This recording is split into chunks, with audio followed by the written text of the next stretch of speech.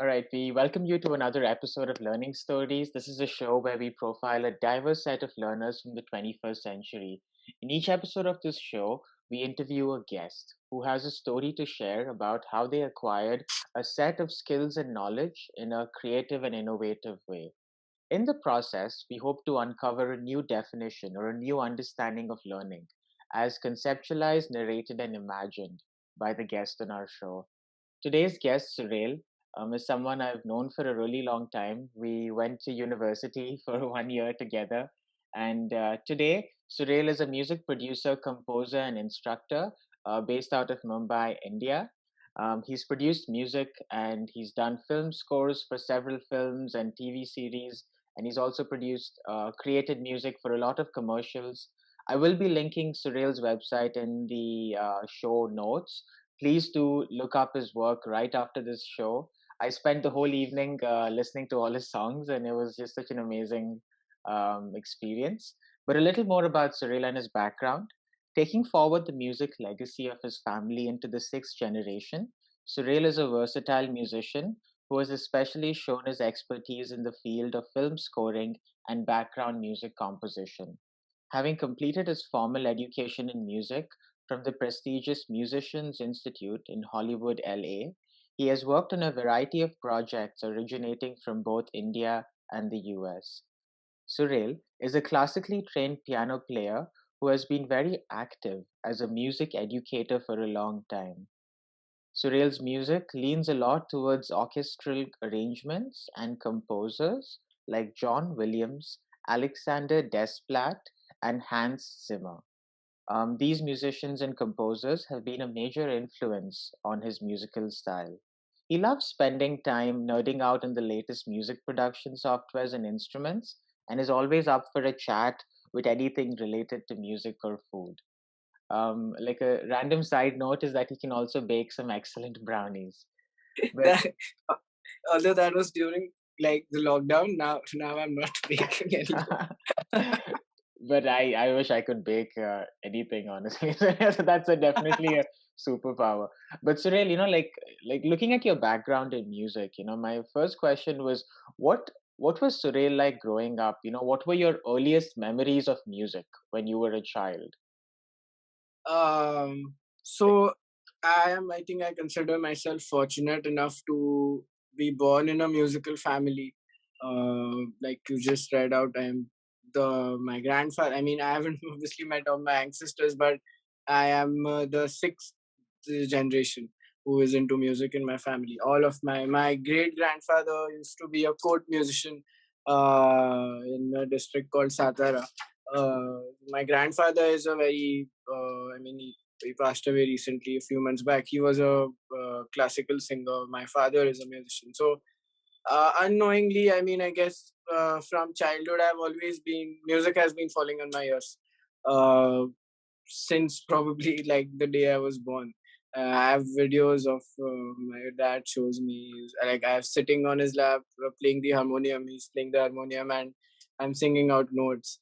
But I was never like forced by my parents that okay, I like my dad especially that I do this, so even you have to do music. So yeah, I guess for a long time, music was just a part of my. I used to think that oh, everybody's like home is like this, where people are listening to music like all day and like listening to good music. After a while, when I probably got out of school, I realized okay, it's not everybody's house is like that. So yeah, but I never honestly, but like that time never considered that I would be a musician too. Like never even like it wasn't even implied by my parents at any point of time that okay, this is something I have to do as a profession. In fact, I would say they were discouraging. They were very encouraging, but Hmm. they've always made me aware of the drawbacks also of being in an industry that is so different, competitive, and not easy to honestly find your way around. Compared to a lot of other fields or professions. Interesting, Surel. I when I was younger, I had the complete opposite experience. Like I didn't have anyone to teach me music, and the Right. first time I went for a music class, I was actually I mean, the teacher was not very, as in I was very scared because whenever I made a mistake, it was actually like a guitar class, and I did not do very well in the first few classes, and then after that, because of that experience, I never explored Yeah, music further, so I know, because you're also teaching right now, like, so if someone like wants to learn music when they are like a student, what is the path they have? Like, can they take classes? Do they have opportunities at school? Like, what do you recommend as a path for a student that wants to learn music based on your experience? correct. So I used to be teaching, of course, but because of my work getting so busy in the last couple of months, recently around a year back, I've stopped teaching. But again, I do a few workshops and sessions here and there. But of course, I used to be an piano teacher for a long time. I used to teach at different institutes. I've taken some master classes and stuff. Uh, as so I mean, that's a great question because right now there are like million different options if you want to start off learning music. There are these. I mean, recently I discovered this app, which was I had no idea because it literally recognizes it's a guitar learning app. I forgot the name, but it's actually recognizing what you're playing. So if you're Mm-hmm. learning a song, the app detects what chord you're playing and then moves on to the next chord, which is pretty brilliant, I guess. So technology has come such a long way uh, in terms of music, and even YouTube. Just even if you just go on YouTube and search how to play this song, in fact, 200 videos of just one song being played by different people. Uh, that also it's also, I mean, a little difficult for people to filter out what's good and what's bad because now because everything is just there online out there. It could be hard to kind of have a streamlined approach. So I come from a opinion on and from my experience that yes, you should definitely have a structured process if you seriously want to take up music. So as a kid, I would still recommend, like, if parents are wanting their kid to, or if firstly the interest should be there. Music or any art form, it's not something you can force. You see a lot of kids. Because I used to be teaching, I used to see a lot of kids just there because their parents have enrolled them.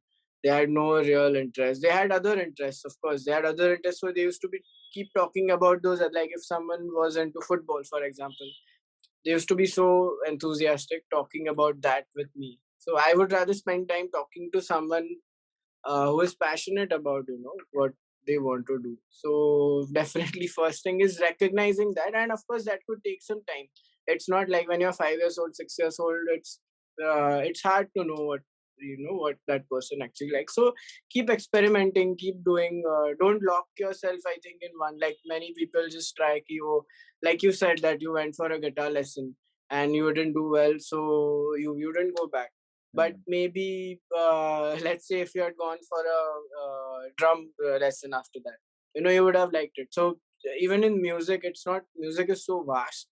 I've seen people like give up an instrument and then they find some other instrument, or maybe they like singing and then they like really flourish in a different music department in itself. Music is again vast, like I said. So once you, yeah, of course, don't give up. Like even as a parent, if you're sending your kid and he doesn't find interest, try it a few times. Try something else. There are thousands of instruments and thousands of. I mean, I'm a music producer. I'm not even a full time instrumentalist or anything. This is a new. The music production wouldn't have existed without technology. Technology and music is, they go hand in hand. So this is a new profession that kind of opened up in the. It's as musical as any other. It's as it requires as much practice and years of experience as you would do like learning becoming a concert pianist or whatever, like any virtuoso player. So yeah, That's that's pretty much, I yeah, hope, that answer. that's really interesting, Sureli. I think some of the things you said, I think it must be so different for your dad and your grandfather for them to learn music. I think they must be looking at you and how you're learning music and be like, "Agar ye sab hota," or all of this, if it was there Correct, at my time, it would be so different. But I think even in their time, there were, I know in certain parts of India, there are these schools of music where you work with one teacher or one guru, correct, correct. and Gurukul system, I think it's called. yeah, Yes, like how would those systems work? Where you would basically just be with one teacher for like 20 years, and is that what it yes. is? Yeah, yeah. So if you've seen the movie, have you seen that movie Disciple? No, I It haven't. has No, sir. won a lot of awards recently. But yeah, that's so that system is more nowadays. It's still very less, but it comes more from an Indian classical traditional this where uh, the teacher, basically the guru, is God basically for the like you're there since childhood, and for them basically you're not even allowed to perform anywhere till till the teacher says that you are like you have reached that level now. Hmm. So you need that. I mean, in today's world it's very hard to follow that because people have uh, whatever they have necessities, they have to earn money as well, right? I mean, if Yeah. you're if you can't perform your art, uh, you have to pay your bills. So today's world it's hard, but yeah, at a time there was this whole system, and especially in classical, where you have to be how many years? It's not like 20 years till the time the teacher thinks that okay, you are ready for to go out and perform. Hmm. Till then, you are just supposed to shadow the teacher, like go maybe sing with them on their shows, or yeah, this system is there definitely. Yeah, because I mean they're both so contrasting, right? Surreal in terms of Yeah. using technology, and I think now it's more DIY. But I think there's definitely a benefit of being with someone who's really experienced in that, craft or Mm. profession. But like Surreal, like you also mentioned something about like making a living as a musician and music producer. Like to get to a point where you can make a living for using Mm. your skills. How do you? I mean, like what led to you making this decision about studying music at university, or what did you study at university, and how did Mm. you go about getting your skills in music right after Right. school? What was your part? Right. So, I mean, we were in the same class. So when we did BMM, even when I was in college, by that time I had never thought of pursuing music as a career. I had been learning piano as an instrument. I had taken that pretty seriously. I was giving all the exams and stuff, but that was one part of it. Uh, but by the time, so I always wanted to go into films. I wanted to make films or whatever, become a filmmaker. Hmm. But then I did a few internships towards the end of our college, and I realized, okay, this is. I mean, I was on set. I remember I was interning in some big production house on set, and all day it was just so the whole atmosphere was so intimidating. Like everyone is shouting, and I mean, I loved watching films. I'm a huge movie fan. Like I'm almost watching a movie a day even now. But I clearly realized, okay, this is definitely not my aptitude, and it's not gonna work out.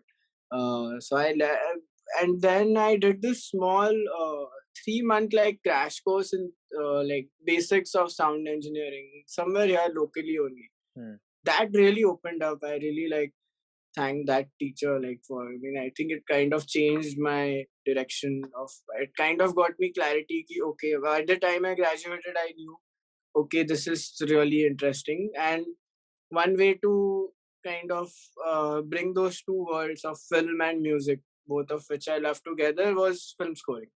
Wow. So this is something. So yeah, then I took a break here after college. I took 1 year out because I obviously had to apply for university. It's not So easy to get. so the BMM course was like a Bachelor of Mass Media, just for people that are not familiar with it, Yes, Okay, and you yes, learn yes. about journalism and filmmaking and a bunch of different mass media related things, Yeah, right? yeah, Got it. Okay. yeah. Yeah. Sorry. Go And ahead. I guess that those 3 years were also great in terms of the people I met, uh, like you and a lot of others.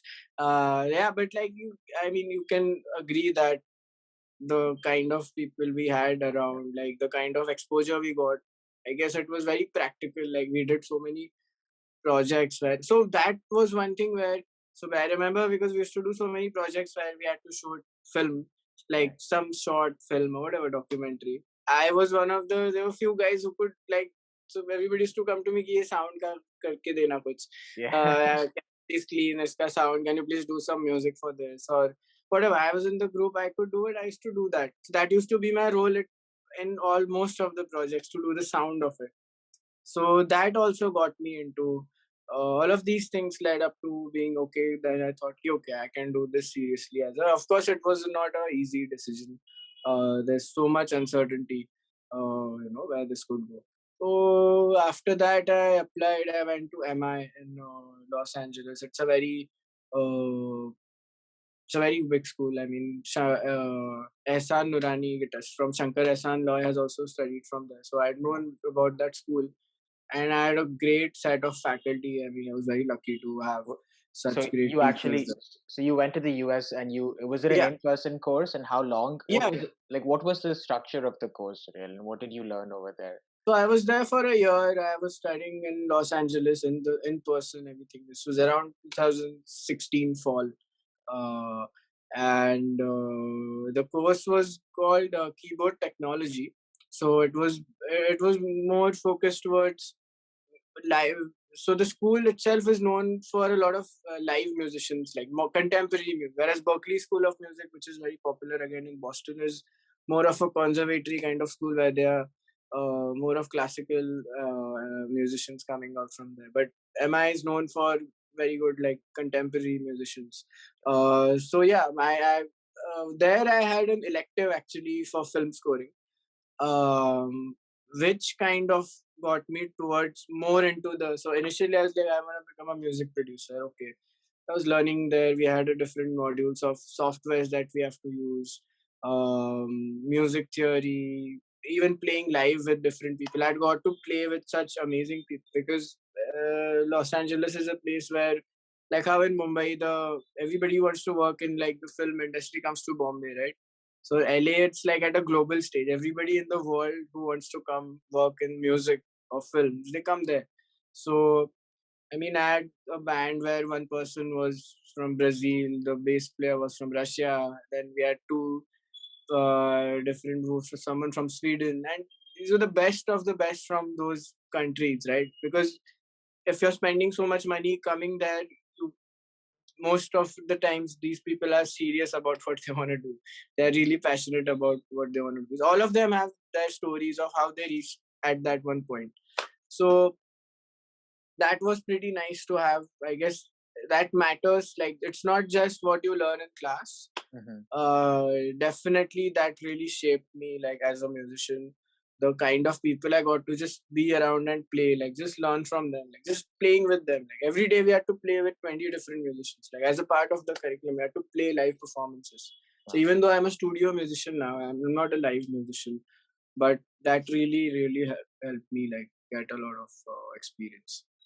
That's there. That's amazing. I think going sometimes, like moving out of your home, I think both in your college experience and your experience abroad, I think when you meet other people, it also gives Yeah, you perspective on, the different kinds of influences and backgrounds. And I think that's one of the benefits of, being in like a university setup is you get so yeah, much exposure. And I completely agree that, our time in KC, or, and you were lucky to have that opportunity to go to LA to actually do that. So I mean, that's amazing.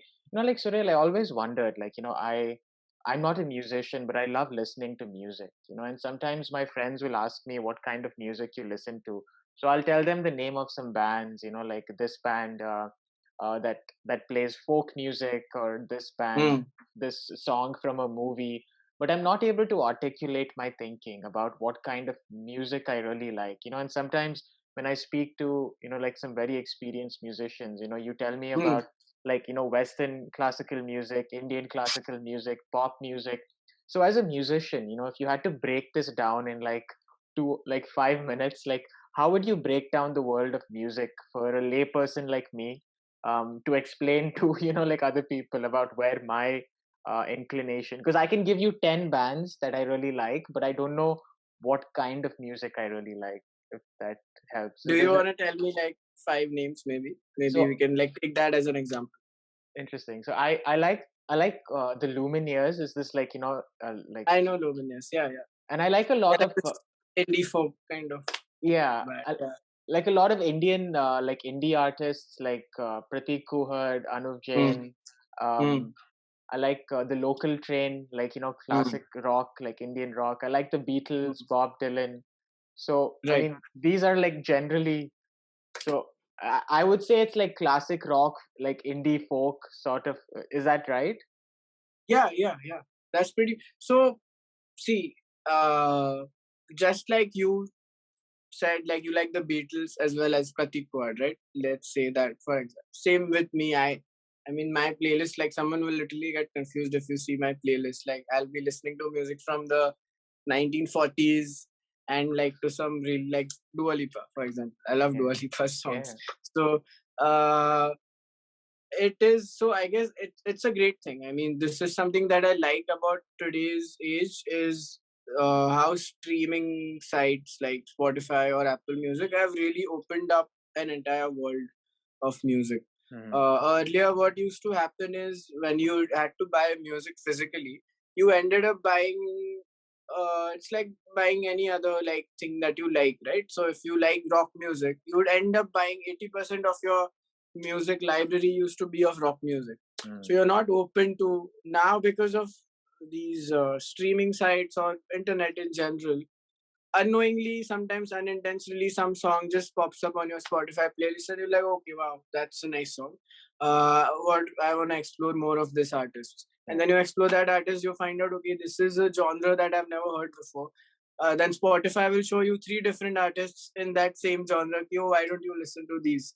These are the artists that people have also liked. yeah, uh, so, for example, if you have like John Mayer, they'll say, okay, these three artists are similar to his style, and you might like these also. yeah, So, so it's really not. Also, the music being made now in itself is very cross genre.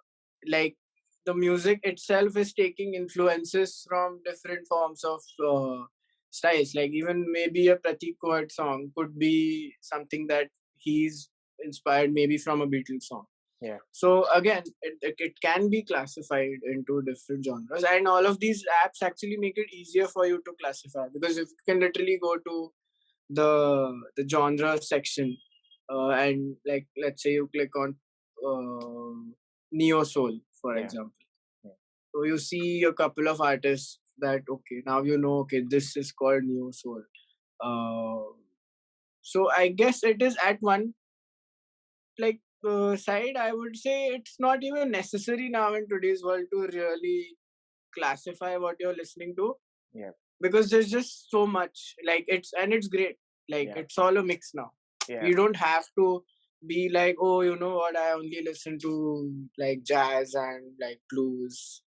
That's it's Nobody does that. I mean, yeah. 90% people now are listening to a wide variety of music. Yeah, that's so interesting, Surel, because I really like house music too, but I also like, like, Right. and I also like, like soul and folk, and I think, Correct. and I completely agree. Like, I think, like a program, like whatever, Savan, Spotify, or Ghana.com or whatever, I think they must be like magic for people from, like even us. I think we were just the Yeah. transition generation because when I was Yeah. younger, Yeah. I remember buying cassettes for like Yeah. every movie, and then I think people also had, like CD players. I forgot what they're Yeah. called. Those big CDs. What are they called, Cyril? Like Vinyls. yeah, like vinyl records at one point of time were the main way to listen, and you had to pay for every song. But today, Yeah. I think you can actually. So that's really interesting that music discovery allows you to actually explore different genres. But like, what are some of the main genres of music that, like, because I want to understand apart from these two, what are so like when someone says pop or hip hop or R&B or jazz, like what do they mean? What do they? I mean, as a musician or music composer, how would you explain these different? Like maybe if you had to explain five main genres in a few sentences, what would they look uh I really wouldn't still say ki there are five main genres. So especially in the West, like all these Western genres of music are so distinct amongst themselves. like? Uh, So I guess rather than saying five main, we can probably have like two branches from where, so most of them originate from one kind of like the other. So Okay. let's say in back in the early days in western music, like there were two branches that music I came from is western classical and early forms of actually blues or jazz music. Okay. So I guess around the 1920s or something. Like if you listen to, like when you think of music in the 1800s or 1700s, what music comes to mind? Like classical music, Western Yeah. class. You Yeah. think of Mozart, Beethoven, and all of those Yeah. guys, right? Because that was the only, like, there was no, like I said, technology and music go hand in hand. House music wouldn't have existed without computers, Very because nice. it's literally made from computers or analog even before like synthesizers came. Yeah. Electricity, let's say. And So I these think are all electronic forms. yeah, like in an Indian context, even court musicians were really popular at that point, right? People that Yeah, used so to work. India, mein Indian classical music, you can say. Got it. Uh, any other form of Indian music has been, apart from Indian classical, it's again come from like, it's a mix of all like jazz, pop, EDM or whatever. Like whatever you're listening, Bollywood music is a great example of cross genre. Like Bollywood is not a genre; like it's become a genre of its own now. Mm.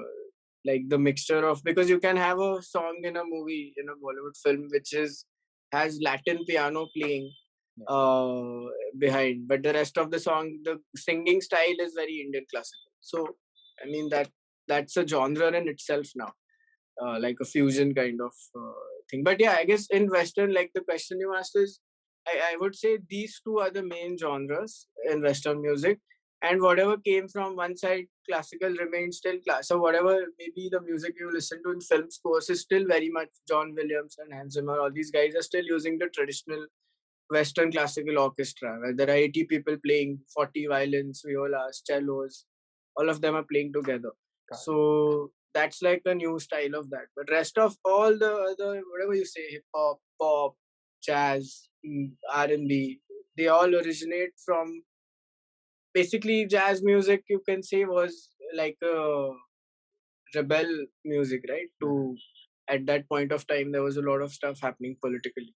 Yeah. So it was kind of a revolution. Like if you see, only African American people were, they started this whole, they started jazz music back in New Orleans. Yeah. They were, that was the first place where jazz music came out. Yeah. Yeah. When I that's a like you also mentioned meeting a lot of people. Thanks for that distinction, Suril, because that really helps me like sort of organize that world, but also, Yeah, play around with these definitions of what music is. I think what speaking to you made me realize is that our musical influences and choices can be so diverse and wide ranging, and yeah, you need to be open to these diverse yeah, yeah. influences, and that's really amazing. But like something, the point you made about music being a vehicle for uh, political expression, or like Mm, every culture, even in India, all of us come from different parts of India. Each correct, state has its own kind of music.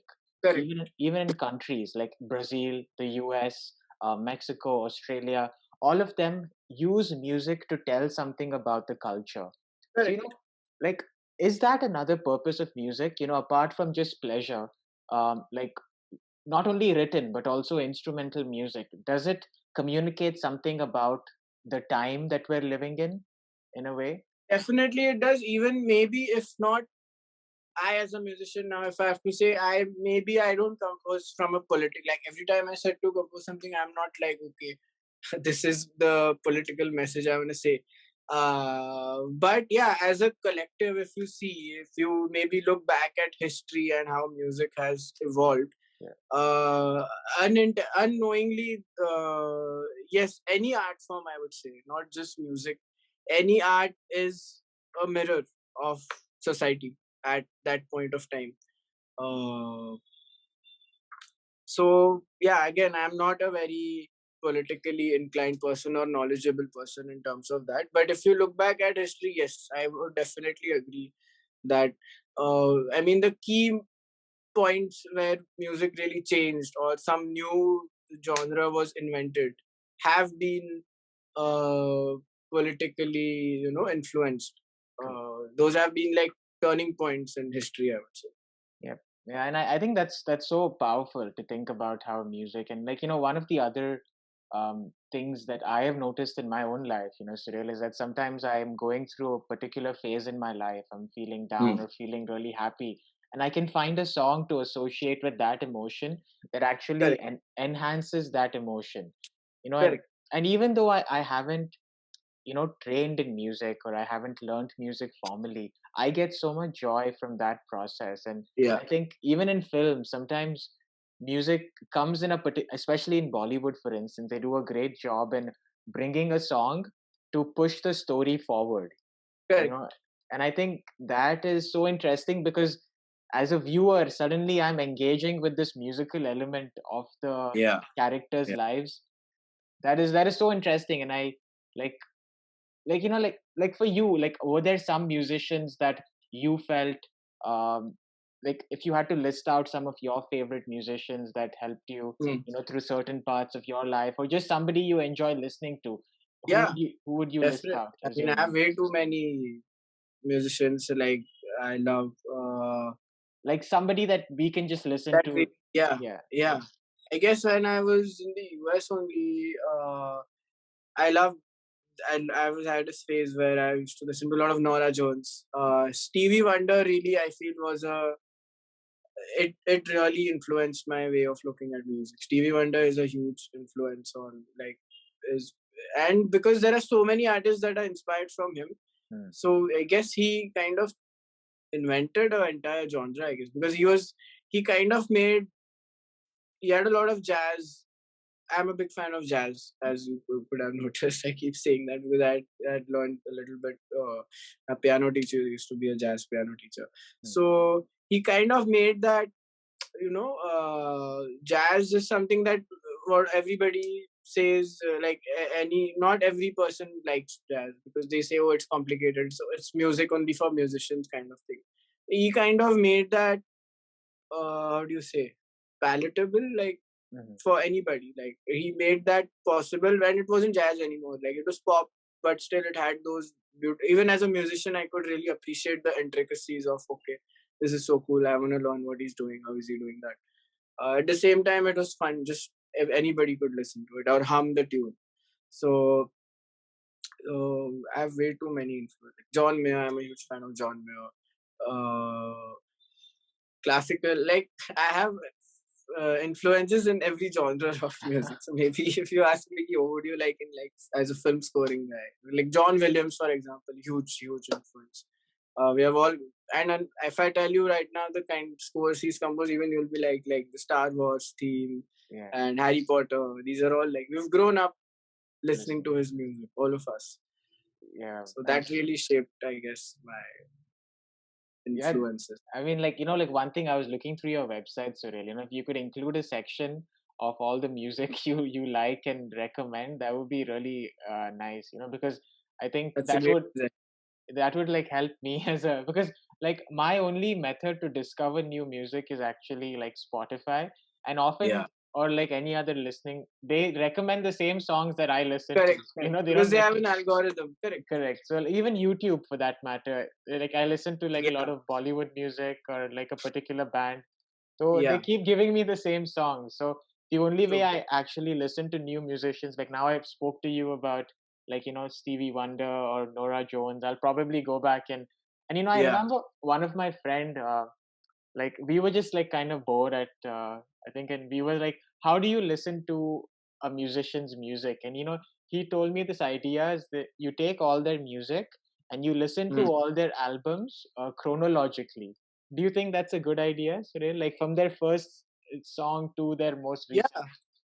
I actually do that. Like now that I think of it, like Yeah, even if I'm listening to something on, so let's say if I come across a song on Spotify, yeah, which I really like, I'll actually, now that you mentioned it, like I was doing this unknowingly, but then I open that artist profile and yeah, I'm kind of not against, but I hate listening to just singles, I'm a fan right, of albums.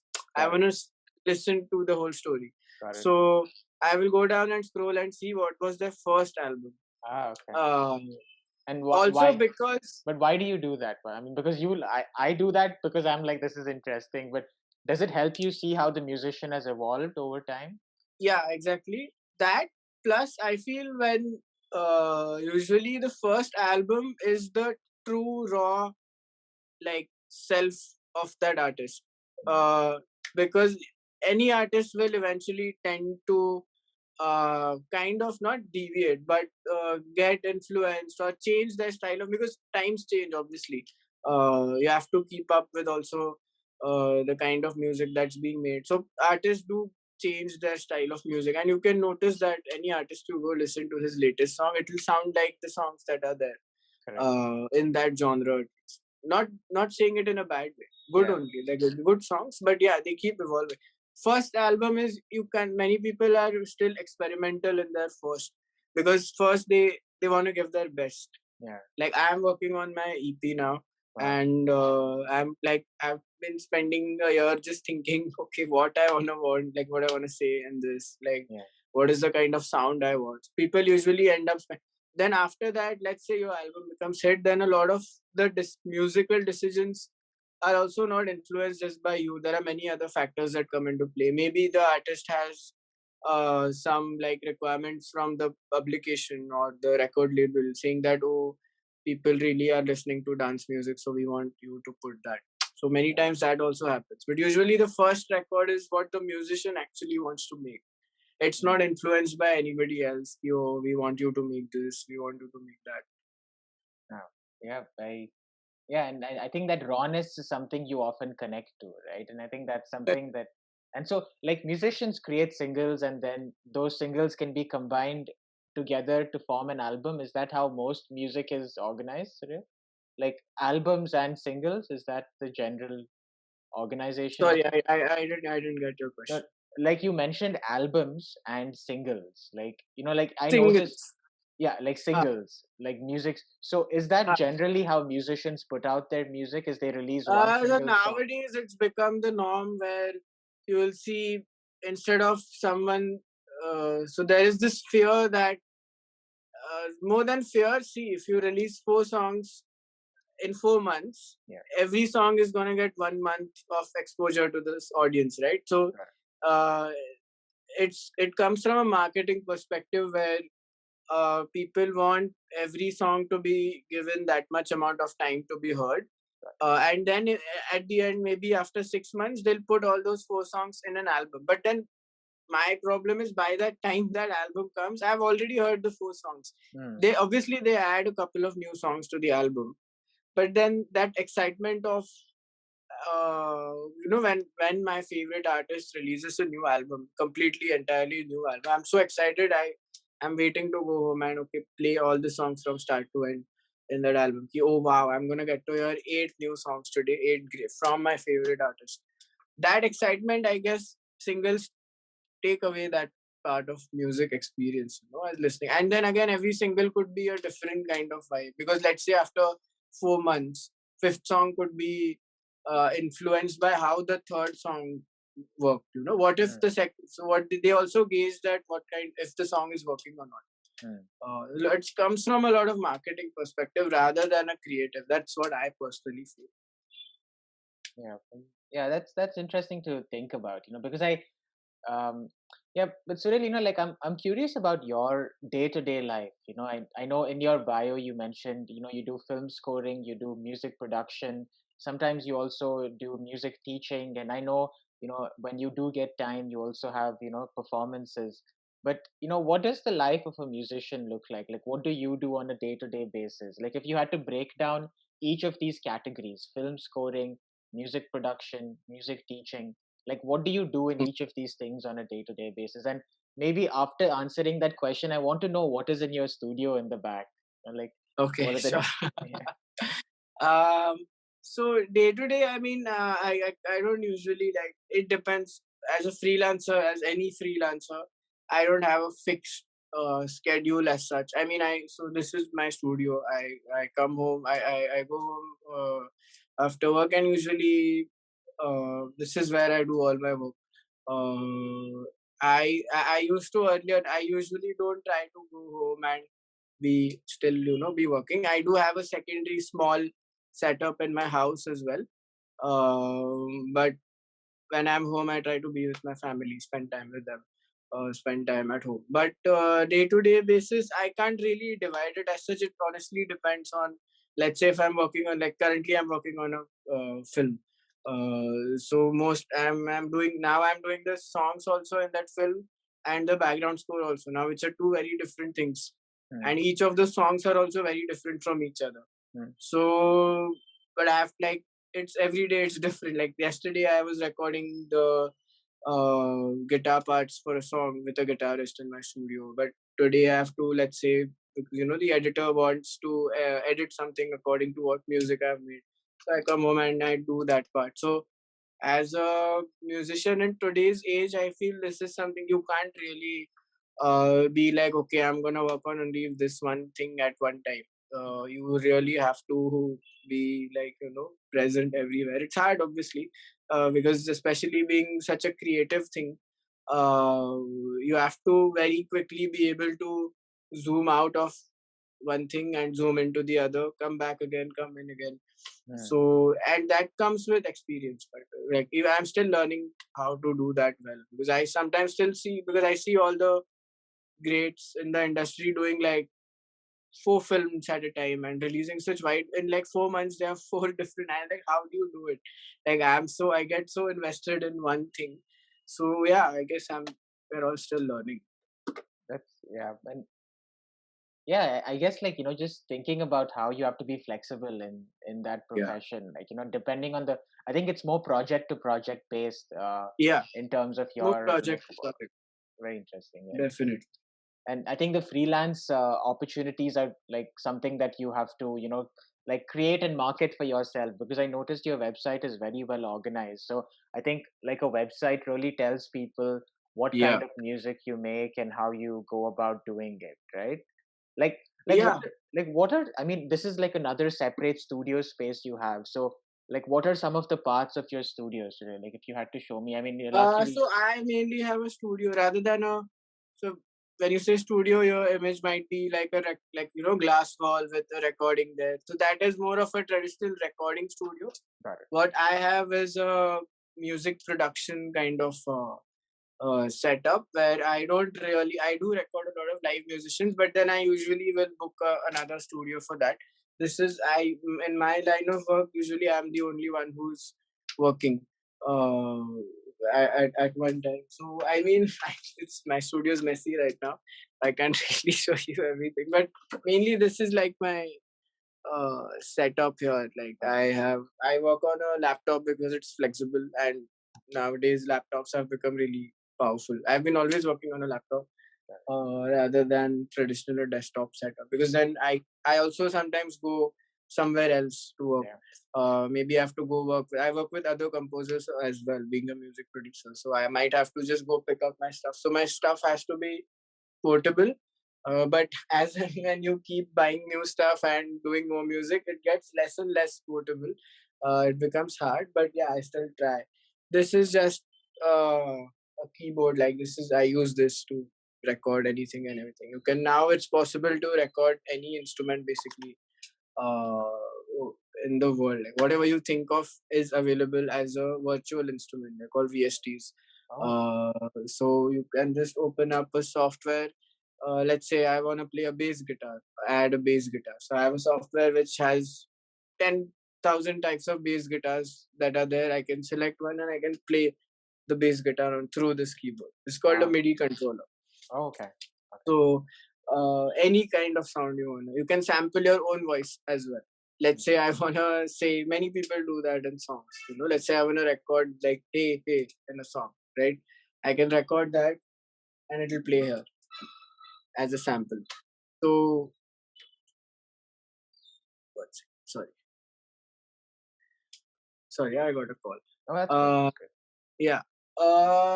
Yeah, that's pretty much. I need a audio interface to connect all of this together. These are my monitors you call. So not the screen Yeah. in a studio. These are actually called monitors. The Okay. speakers.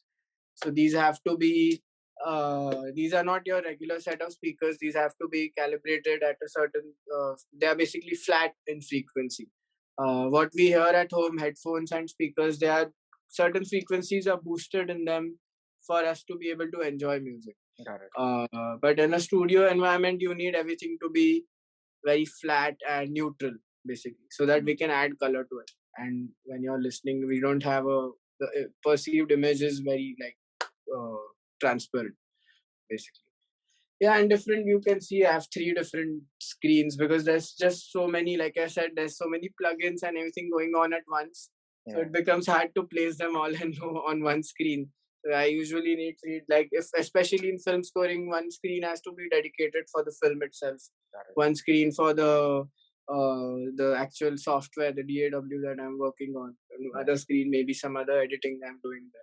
So yeah, that's pretty much it. There's another room I have where we it's a soundproof room, Yeah. uh, where you have to record the vocals and any live stuff. Yeah, so I was like listening to some of the tracks on your website, whether it's Bloom or the song that you made with some of your friends, Tauba Tauba. I also was listening to the podcast. Shivani was actually on this podcast, but the score the Yeah, music piece you made for them for Peas in a Pod, or Guilty Minds. What was it like working on some of these projects? Maybe if you talk about Guilty Minds, because that's such a big series that was released worldwide.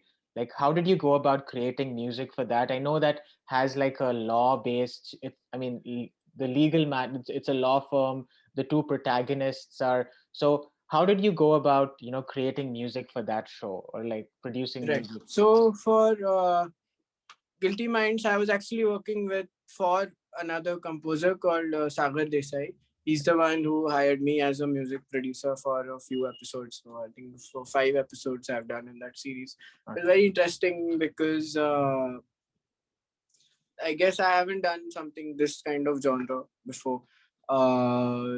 Like you said, and especially coming in between a show. So you even have to like, I hadn't seen the first 5 episodes. I Okay. had to directly go in on the fifth one and try to get, and because the deadlines are so short, you don't really have time to sit and watch whatever's been done. Got it. You have to really go for it from the get go.